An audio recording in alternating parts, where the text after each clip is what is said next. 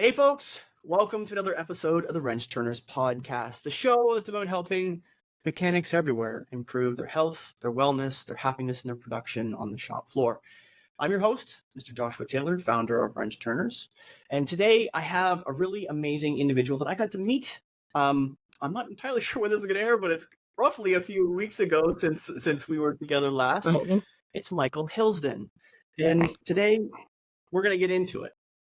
Michael, thank you very much for giving some time out of your schedule. I know with family and work and all the rest of the things that life and family takes us through, that you're giving us some of your time. So really appreciate that. Thanks, Joshua.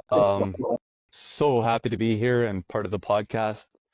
I have listened to countless episodes on already, and I just feel the content's amazing. So I couldn't wait to be a part of it. And meeting you a couple weeks back for your presentation for Nissan Canada in our area was amazing. So I'm just really excited to be a part of the podcast and growth for me and, the podcast.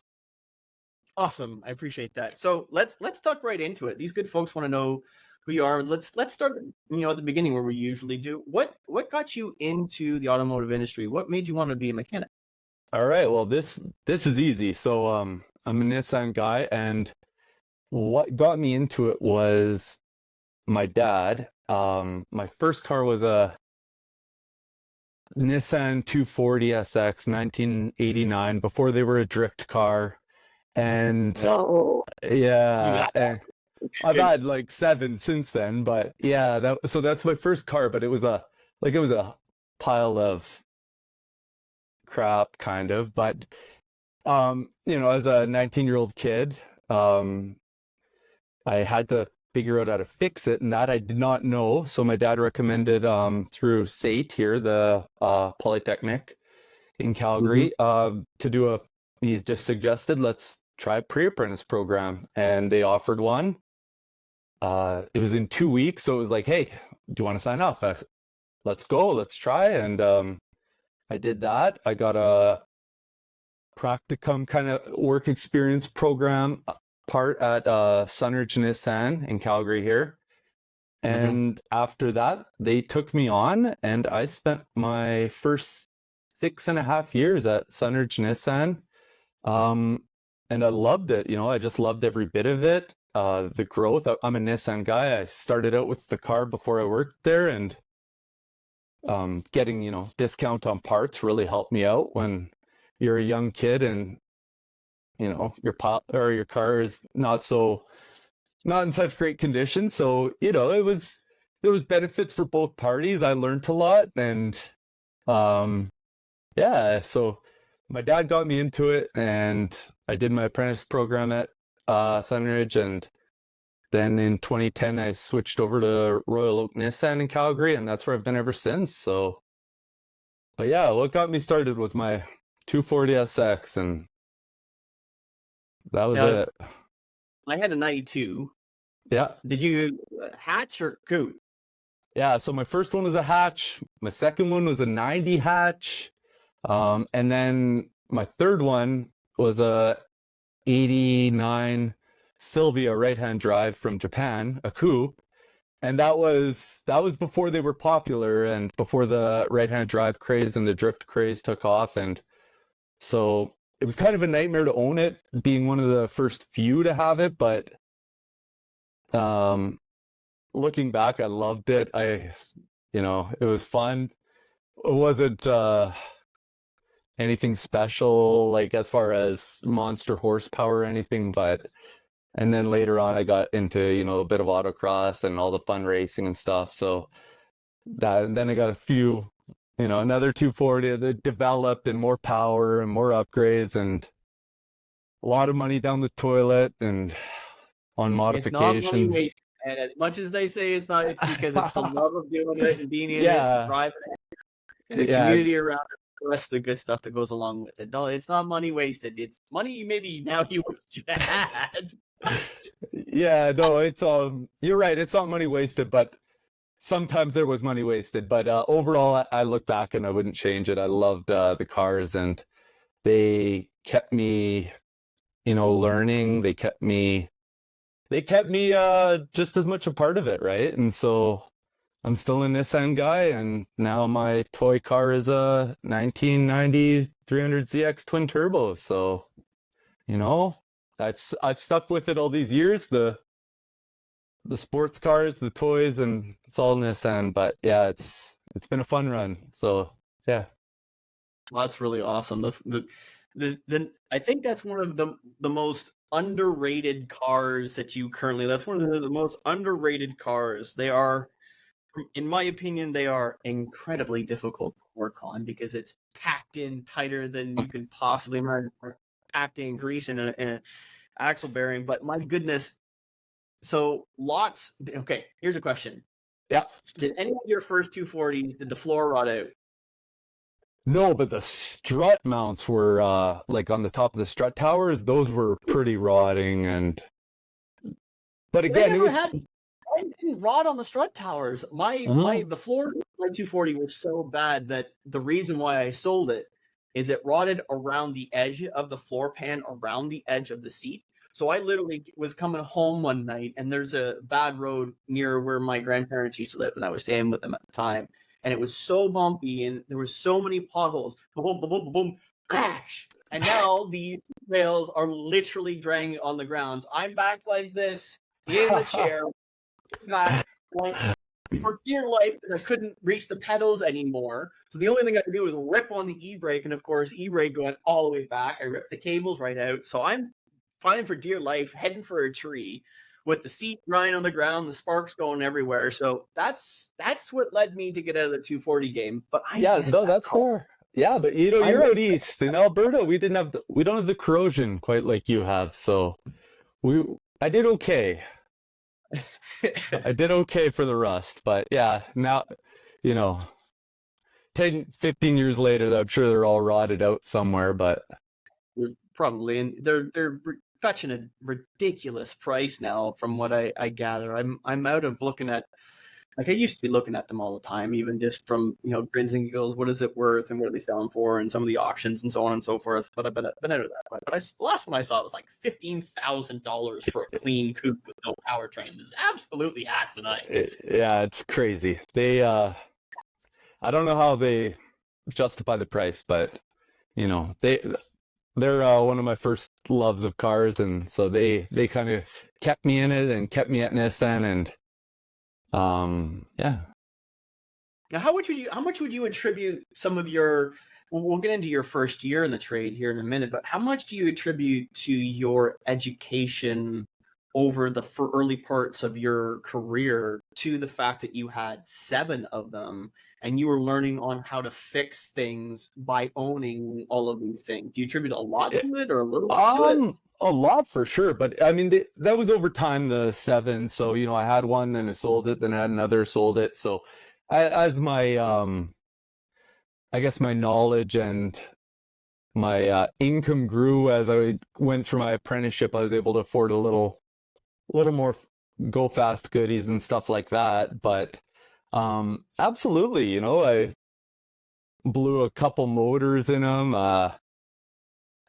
Fried a clutch. And so, there's no better way to learn than on your own car. And, looking back through my apprenticeship, I had amazing mentors, amazing lead technicians that would always help me and teach me. And so, a lot of the time I was fixing my car and they probably thought, what a pile of junk. Like, why is he doing this? But they still helped me. And, it's the cars. Yeah, I attribute a lot to it, but I also had very good mentors that helped me. And I don't know if I'd be in the same spot if I was in a different shop with different people. So, there's that too. Gotcha. So that leads us to that first year. Did you? Now I had a not so amazing literal first year where the first year of my, I won't even call it apprenticeship because I wasn't even given one for a year. But the first year was literally shoveling shit and getting coffee and doing the shuttle and doing those kinds of things. Did you experience the kind of same thing, or did you get jumped right in it? Because our good friend Richard Mueller, given the circumstances of his life and how that happened, he was right into fixing stuff right away. Where do you fall in that category? Yeah, so it wasn't Richard's path, that's for sure.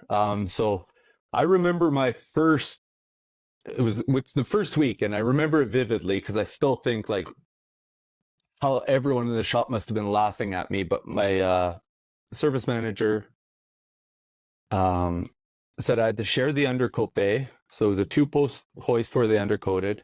And I had to share that with the detailers. So when they weren't undercoating, I could do oil changes. And that was my first bay, or that or the alignment rack when it wasn't in use, and kind of swapping back and forth. And my first memorable job, it was in the first week. They gave me a pair of running boards off a old Pathfinder, hard body 96 or 98 or something. And they weren't on the car. He just gave them to me, and he said, I need you to sand these up, prime them and paint them, make them look brand new for a client. And I didn't have, air tools at the time. I didn't, I was in my first week fresh out of like this pre-apprentice program. I didn't know a thing. So sure enough, I'm going around asking all the guys, hey, could I borrow this? And got some sandpaper, and it was, I think, 3 days probably doing this, cleaning these garbage side steps for a client. I don't even know if they actually went back on the car, or if it was just some sort of a hazing ritual they gave me, but everybody was just like, why are you doing this? And yeah, and it was a really crappy job, but I did it. I didn't complain, and I, got the chance to apprentice through that company, and yeah, it was good. But yeah, I did, garbages every day in the first, 3-4 years, cleaning the oil or back in that time, when I started at Sunridge, you had to physically dump the oil buckets into the bin out back. So it wasn't too environmentally friendly, but, spilling and stuff. But it was just apprentice, just a crap apprentice stuff that, I don't think apprentices today necessarily have to do, but yeah, I did, the dirty stuff. More expectations on them. Yeah. If I'm going to be blunt, like they don't have to go through nearly the shite that I think that you and I and many of our age bracket, I think very specifically kind of our age bracket had to go through, because I think we were in a transition period. I think the big thing, from 1997 till about 2007, the kind of stuff that you and I worked on probably full time when we first started our careers is kind of in that golden age of cars where they had nearly masterfully dealt with fuel injection, and hadn't overtly complicated most of the car, right? They had powered everything that had been manual, so it was still fairly simple, and it was just now electrically operated as most of options. Yeah. There wasn't 17-way StabiliTrak, and there wasn't all this 18 airbags and everything else that goes along with it. It was, there might be an airbag, there might be ABS, there might be traction control, but otherwise it's an engine, transmission, fuel injection system, and it runs. And the computer systems on them were more than adequate, significantly more than adequate to run all that stuff. So it was a simple, electrical and computer system. So I would say most of that kind of mantra back then made all of the other stuff a lot easier, I would say. But we still had to deal with all of the shit that the old timers still expected us to do. Like, it was still present. Now, I don't think, especially like you brought up environmental regulations and things of that nature, there's a lot more safety protocols, there's a lot more equipment, advanced equipment, stuff in the shop that the apprentices get to use. It means that they have more to do, but I don't think as much of it is as hard. Like, I don't think I've ever seen or heard of apprentice now doing, 8 hours cleaning out drains like I used to Yeah. do. Yeah. Every 30 days in the wintertime, I'd be cleaning out the drains, and it was a whole day affair. And it was an absolute pain in the ass because where the drains were in the shop at the time, the rear wheels of the truck, like we did mostly trucks back then, trucks and caravans. So the rear wheels would be within 8 inches or on top of those drains. So we'd have to work, you'd get working, and all of a sudden they pull in another car and then you couldn't do it and you have to go find something else to do it. Right. And then you're managing all of the literal shit work. So I think there's a lot of changes. Is it harder? Is it easier? I think it's just different. Yeah. And getting them to understand that, our challenges were hard, but their challenges are hard. They're just different. Absolutely. And absolutely. And that's something I would have, acknowledge as well, as they do have different challenges, and, the times have changed, people have changed, protocols have changed. And so, yeah, don't get me wrong, they definitely have different challenges nowadays, but I sure don't see them, shoveling the shit for multiple hours in the middle of a shop. But No. times have changed. Right. So given that, you didn't necessarily struggle, but you definitely got the haze and the raz and all of that stuff in that first year. And you said you had some good mentors. Was that talk where you had, you got through the shit shoveling stage and they started to trust you, and you probably got your own bay after a while. You no longer had to share the detail / undercoat bay, and you start to get into it. Were those mentors, would you say that they were as much personal as they were professional, or was it mostly professional? Wow, great question. Great question, Joshua. I would have to say primarily professional, but also personal as well. I could think of three that were just off the top of my head, the best mentors I had in my first 7 years. And, one of them was at the end of his career. He retired. He was in his last 5 years when I worked with him, but he would, we called him Mama, and he would take the time every day. If you needed something, he would come over, drop things, come see you and help you. And, he would also talk to you, right? Share stories, stuff like that. And he definitely positively changed my apprenticeship for the better and taught me countless things. And he still comes by the shop every once in a while, says hi, and I think he's 82, 83 now, and he still says hi. So obviously there's some personal there too, right? And then there was two other guys, I'll shout them out, Amin and Dario, in my first 7 years at Sunridge, and they were awesome. Like Dario, he taught me alignments. I was the backup alignment guy, and I spent my apprenticeship, learning alignments from him, and it was a great mentor in that aspect. We didn't have as much personal relationship, but as a professional relationship, he taught me countless things. And then Amin was the other one, and he was probably the one that taught me the most professionally, because he was that mechanical guy that, you got an engine, you got a valve job, timing belts. Like, he was a wizard with that stuff. And luckily, he taught me so many things in my apprenticeship with that, and made me a better tech. And again, he would drop everything if I had a question. And so again, more professional with him as well, but some personal. And I just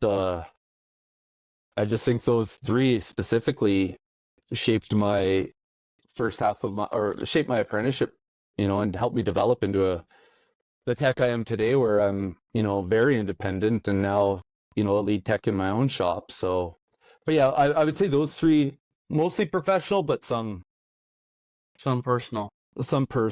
And yeah. Now, would you say, all three of them, were they shop foremen, or were they simply, I don't use that word lightly, but were they simply lead technicians, like in kind of where you're standing right now, where you are? Yeah. Yeah, so I've never had a specific shop foreman per se. But yeah, they were just like the older guys in the shop, the um longest term licensed guys, the leaders. I respected them, and it was just the way they handled their role, they like it was never a question whether they would help you. It's just ask, and if you ask, they would help you. And yeah, so they're just excellent. And sometimes when I'm getting frustrated at work now, I think back to my apprenticeship and what a pain in the ass I must have been. And I'm like, okay, you know what? I gotta take the time. I gotta take the time and help these guys too. So Now, yeah. on reflecting, it's awesome that you're bringing up that reflection part, because one of the challenges that I'm seeing with some of the younger techs that I've had the opportunity to have a conversation with is a lack of leadership on the shop floor.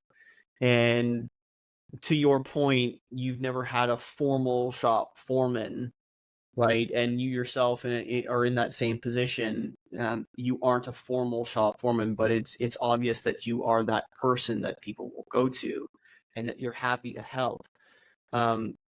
The opposite side of that coin is those leaders in that position, those technicians, those senior technicians with the experience. I'm finding a lot of them are very bitter now, after years beyond that happy time, because they realize they've spent a lot of that time giving, especially to those younger people, for the most part, not always young people, but for the younger people, the less experienced people, helping them with their time, their energy, effort, that they're not being compensated for their time to teach. Mm-hmm. And talking with management folks, you know, mm, I don't want to throw out a statistic or a number, because I don't have one. But my gut tells me, out of the managers and leaders that I've talked to that would be above, whether it's service manager, service director, or fixed op director, unless they can put a literal dollar figure on many of these shop foremen, they don't want to pay them to mentor. And the challenge is, we've got a rapid loss of registrations, especially here in Canada. Things that I know that we're not even 5% of the registrations required to fulfill the need that we have across the board. So not only do we have an absence of technicians still in the trade, we have a complete lack of folks coming into the trade in order to even fill what is leaving. So when we talk about managers, bosses, service managers, GMs, whoever, talking about the role in the shop that's most needed, I think it's not necessarily the apprentices.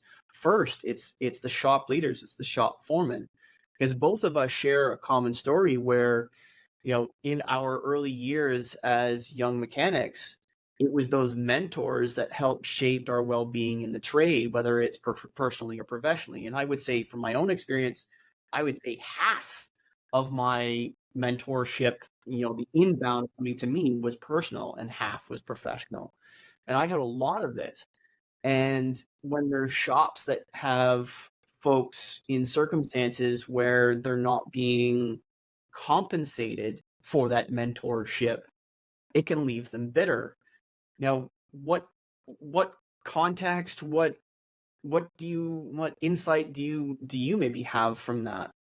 Wow. Yeah, so I definitely have a couple thoughts on that. Just first off, I gotta say, and I think this is something when we met in person a couple weeks back that was brought up, is we have to invest in our young people, and we have to invest in the apprentices and the young techs coming into the trade, and even the young people thinking about going to trade school. I mean, we have to invest in them for there to be any hope to build quality technicians down the road. We all know there's a shortage, but the investment has to come from, me, for example, as a lead tech in the shop, without question, the dealership, the GMs. Regarding the compensation, that's that could be a sticky one depending on what side of the wall you're on. As you know, we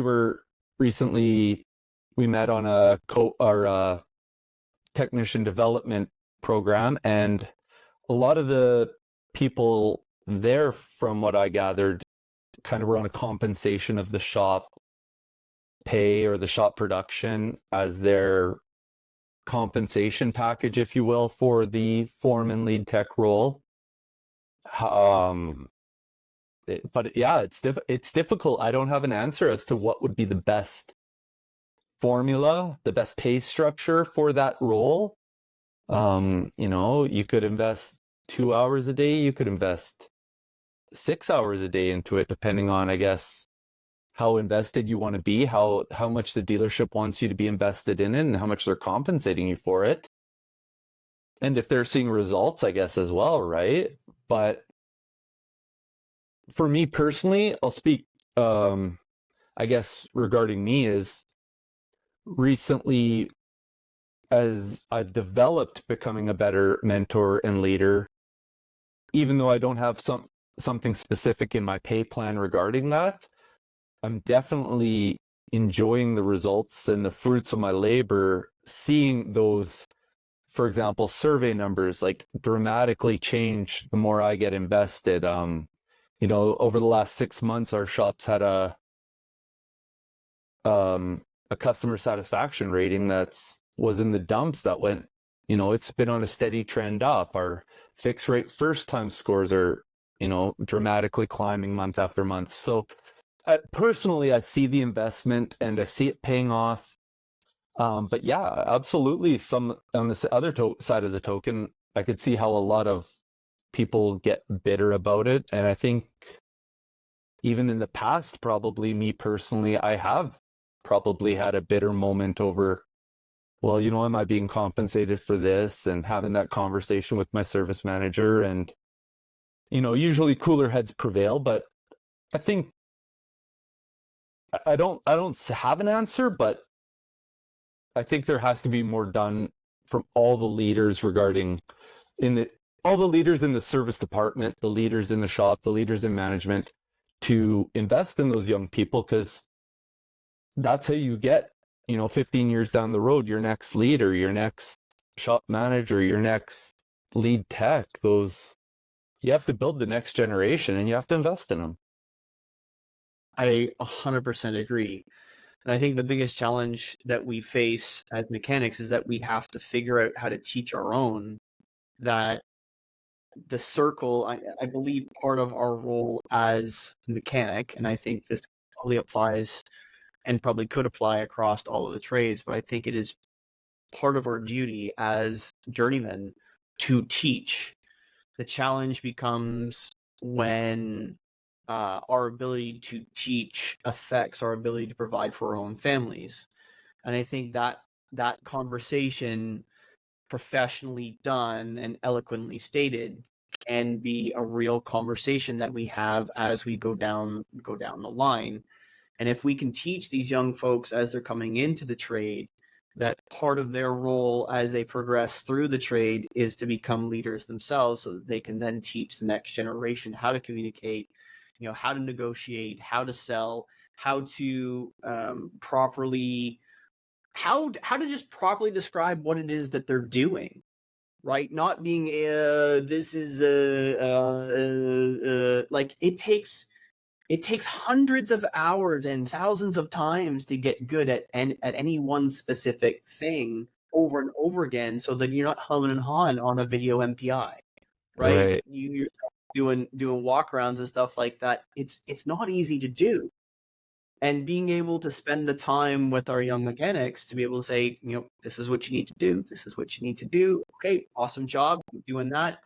Cut out the but awesome job, keep it doing. And that being part of our duty to teach. We just got to figure out how to make the whole thing work in terms of being compensated for it. And I don't necessarily mean, I don't want to divest into flat rate and hourly and all the rest of that good stuff, but Yeah. just understanding that when you have a shop full of technicians, and let's say you've got 5 that are at least 15 years experienced, you know damn well that all 5 of those are going to be spending probably an hour a day with some other technician in the shop helping them out. On average, I can almost guarantee you they're spending anywhere from a half hour to an hour a day helping somebody do something. And we have to figure out a way to not just compensate necessarily the shop foreman or the specifically identified senior tech, but the whole shop, right? I think, maybe progressing from flat rate maybe to something where it's, somehow we get the team all getting compensated for the team doing well. Oh. Right? So there's got to be something in there where, it's not a silver bullet that's going to fix anything. It's 1,000 golden rubies. So in this circumstance, just being able to have that conversation and teaching these young folks that we need to be having these conversations and not, fuck this, fuck that, fuck that, and like get in that type of way when they get upset about not being compensated. Understand that part of that is it's part of the duty. So thank you for that perspective. And whilst like you said, I don't think I really have an answer. I think you actually came up with a couple of tidbits. Yeah, maybe some a little bit, but I like you said, I don't have a silver bullet answer, and I don't know if there's a right way for every shop to do it. But we at the end of the day, we know as lead techs and shop foremen, and we know we have to invest in the young people just the same way the previous generation invested in us. So it's got to be there. And I as I get older, but I'm only 40, but as I get older and spending more time in the trade, I'm realizing and being more open and willing to do it regardless of fighting for the compensation to, because I have a couple really good apprentices right now that I want to invest my time in. And that's, I think, part of the difference too, is I want to invest my time in these young people, whereas sometimes you don't necessarily see the commitment, the passion for the job from some apprentices, and maybe it's just harder to build that relationship or develop that love or want to teach them or desire to teach them, I guess. But I'm really lucky with the couple apprentices I got right now that I want to teach them and I want to help them develop. And you could see that, year after year, they're going to get better. They've already gotten better. And, that helps substantially, because then it's not just about me fighting for compensation anymore. I want them to do better. I want them to be, 5 years from now fighting with me for hours. And, I want that. A little healthy competition is good too, right? Like, I want my baby to one day, be my successor, but not too soon. But that being said, but one day, when I'm ready for it. Or not. Hey, we got to bring this up because I want to make sure everybody hears this. You are not one to shy off on competition.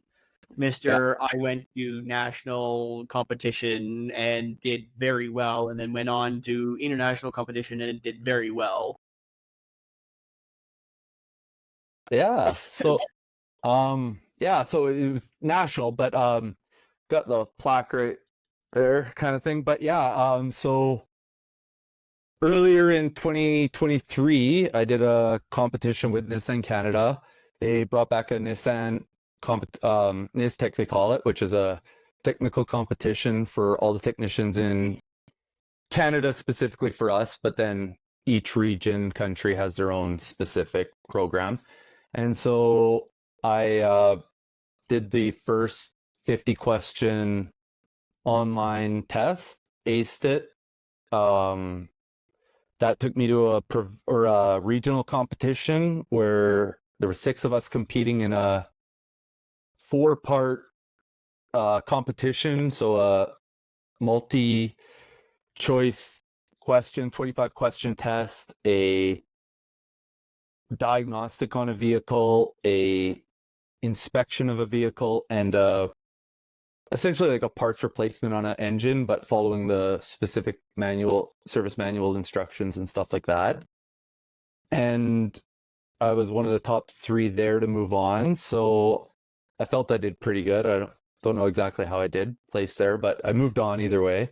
And then made it to the national competition in Toronto for Nissan Canada. So that was at the corporate head office, and it was 9 of us, 3 from the Western region, 3 from Central, and 3 from the Eastern region, and we competed in a day-long competition. It was amazing. I'll say that it was just yeah, it was amazing. I finished 3rd overall in Canada, so that really, I'm really proud of that, and I'm really proud of myself for, achieving 3rd. Kind of leaves a bit of room for improvement, like I've said to everybody that I've talked to about it, but I got to go for that number 1 spot next time. But yeah, it was an amazing experience. It went over about 6 months, and the growth I found in myself doing this competition was amazing. It pushed me to, really, really, be the master of my craft, be the master of my trade, and be the best that I, could be in these competitions. And I did very well. I'm really proud of myself. And, that it was a funny thing that I thought of it. Once I completed it and I was kind of debriefing it, I really wanted to, like, after that, I had a change of heart, and I was almost like, wow, I'd really love to train someone, like one of my apprentices, to be here one day with me, or be my successor to this, or be a part of that journey for someone else, because it was such an amazing journey.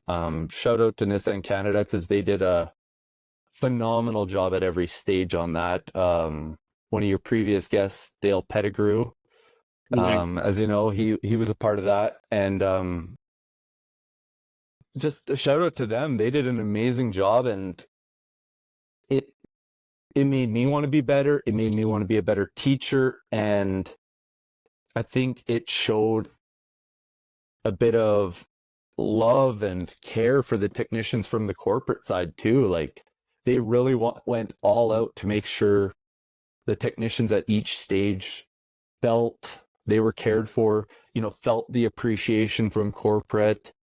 And it actually really changed my opinion on how technicians are looked at from the corporate world. I truly can't say I had the best feelings about, that segregation between corporate and the service department at a dealer level. But after doing it and seeing all the people, meeting all the people, and then, seeing them since then, building relationships with some of those trainers, some of those corporate staff, it really helped my career. And it showed that, the corporate brand does care about the technicians, at least at, Nissan Canada. And so, yeah, it was amazing for my career. It was amazing for my personal development and my personal growth. And yeah, I can't wait to do it again, hopefully next year. So That's yeah, awesome. Thank yeah, you for sharing that story. That, because one of the things that I didn't get to your level. I always fancy myself as I was a B Tech at best, and I yeah, still managed to somehow find my way into the top 20 in Ontario. Back in the day, I don't even remember. It's either somewhere between 2008 and 2010 for Chrysler, and what little I got to experience in that, really, I can completely agree with you how much it changes your perception of what you're capable of doing, what you're capable of growing into. It really gives you the confidence to push yourself to learn more. To anybody that's listening that's ever thought of competing for any technician, anything, the worst that you can do is not do it. That's the worst thing that you can do, is not try. And even if you try and you don't place, you've tried, and then you get a satisfaction that not only did you try, but then you start to realize, okay, maybe there's some areas I need to grow in, maybe there's some areas I need to train in, and then you start learning those areas, and then the areas that you're already strong in, you can double down on, right? The compounding effect that healthy competition like that can do, because it's one thing, a lot of folks may have a hobby. I love my motorcycle. I love going for a ride. I can't wait to ride it as soon as I can possibly ride it. But I know that, the skills that help me in my day to day, the skills that help me after hours, being able to get a little bit better at them every day to somehow either be more productive or, make a little bit more money or whatever the case may be, just gives me a sense of pride that I'd never felt before in that same way, because competition in sports after hours, it's like, it's competition. Yes, we need a little competition in the hockey on the hockey rink or whatever the case may be. But when it's for work, that sense of pride in what you do every day really grows. Like, it really grows. So I I could would not suggest anybody out there to try to give it a whirl. I could not agree more, Joshua. I could not agree more because uh, competition, as far as fighting for hours in a shop, that's not fun. The competition for like that I did with Niztech, it was fun. Like it was a healthy, fun competition. Whether the people moved on or not, everybody had a good time. I guarantee they all got some growth within their career and their personal level. And as far as a team building, like it was an amazing team building where you have corporate, you have training departments, you have service staff. Yeah, the competition was fantastic, but the healthy competition, the camaraderie, the friendships, the relationships, those all were something you can't get just in a fighting for hours in the shop environment or anything like that. So I would strongly preach anyone, if they ever get a chance to do anything like that with their brand, their company, do it. And that's a great segue into our, you've done this, had a journey. You've had 7 240s. You've got this wonderful hobby, 1990s ZX twin turbo. You've spent your entire career with Nissan. You've had some, really great mentors. Three of them that really helped you, professionally and a little bit personally.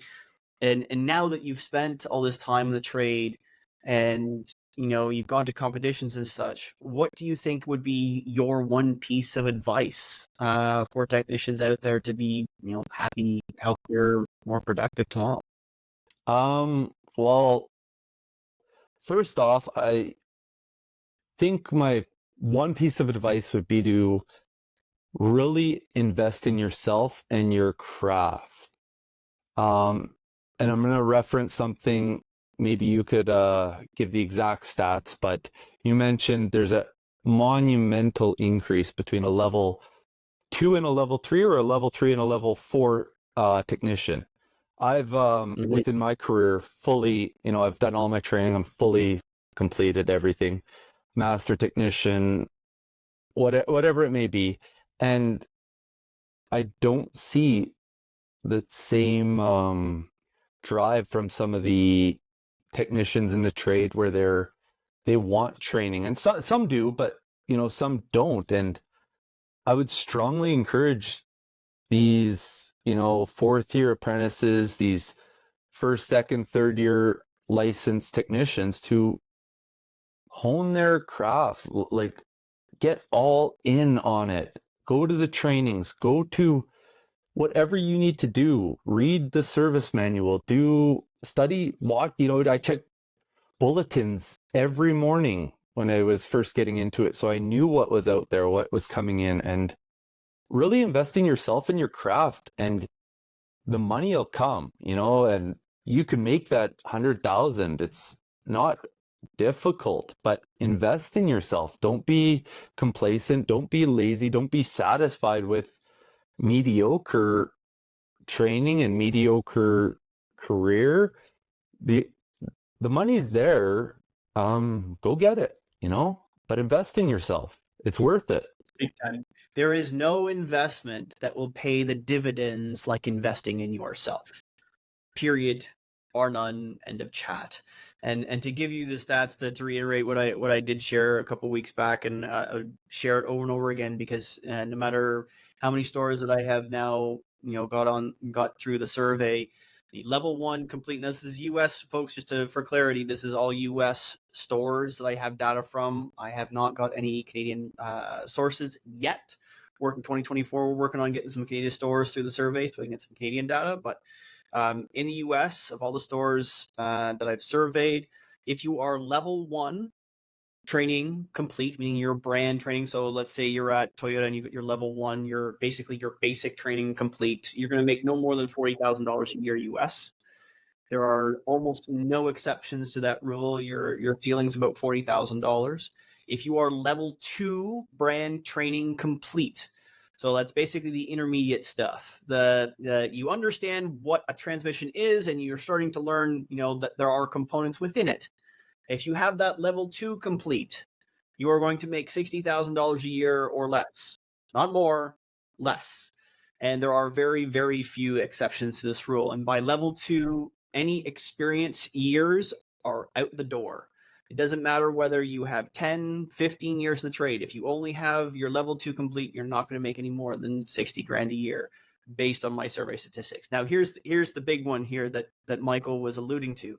If you have your level 3 brand training complete in the US, of all of the, I can't remember how many states it is, I think of about 12 states that I've been across, and I think about 18 different brands contained within the survey. If you have your level 3 brand training complete, you are going to start roughly at $80,000 a year, no less, almost no exceptions to that either. And the average income of a level 3 brand training complete technician is $110,000 a year US. Almost no exceptions to that either. And for folks out there saying that you can't make a decent living being a mechanic, I have technicians that have submitted on the survey that are not only north of 110, obviously, because that's the average, but I have some cracking on the door of $200,000 a year.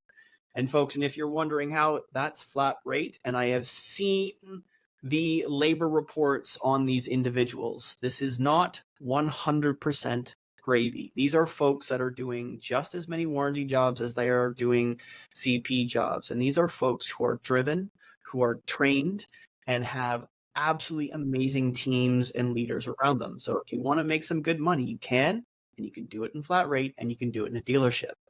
But it comes back to my very first founding rule that I have been preaching for years and years and years. The first thing you do as a mechanic, whether you want to be a mechanic or you are a mechanic, is you need to find a high value leader. That is your first job. Everything else comes after. Because if you find yourself a high value leader, you're not only going to learn, you're going to personally develop like Michael has.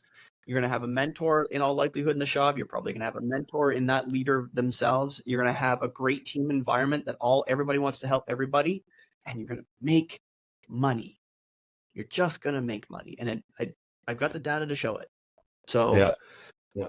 Michael, I really appreciate your time this evening. I thank you very much for giving us and me a little bit of your story and life in this business, in this industry. I really appreciate it.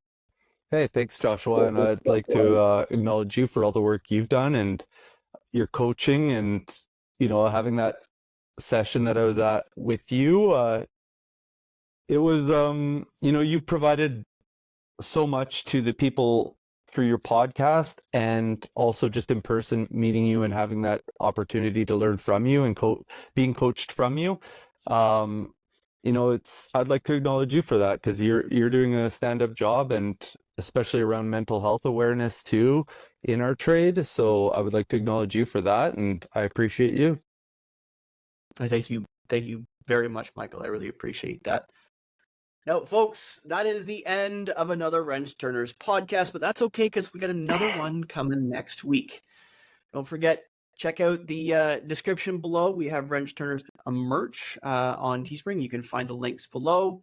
And one of the things that I wanted to share with you that I'm going to make sure I'm going to say it as often as I can, because Ed Roberts shared something a few weeks back and in a recording. I actually didn't say it on a recording, and I want to share it with you today.